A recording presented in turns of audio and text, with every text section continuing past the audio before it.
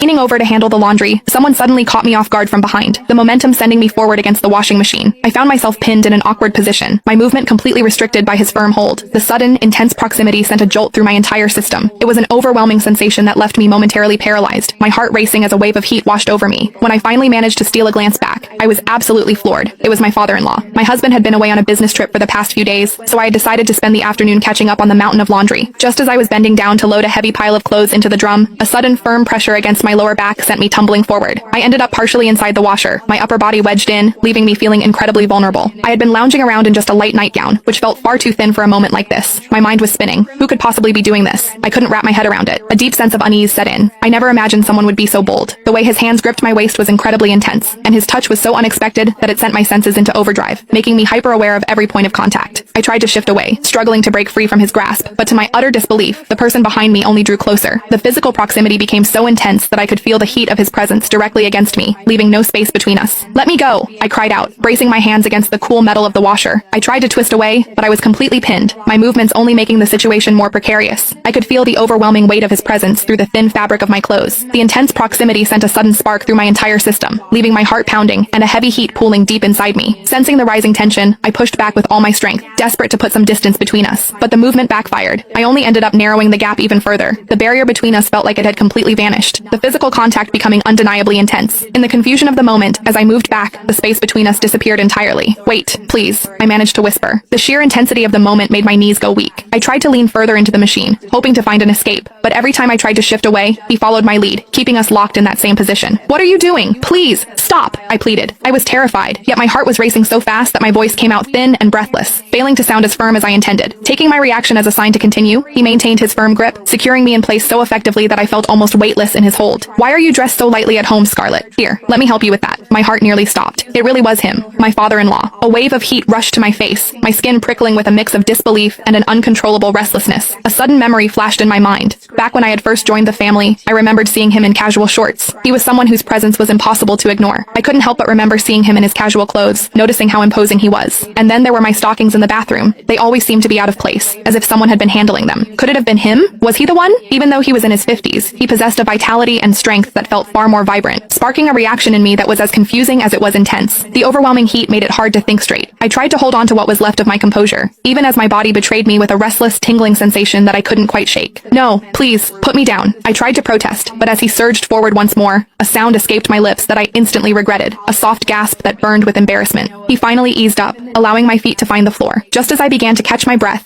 his arms pulled me back in. Instantly,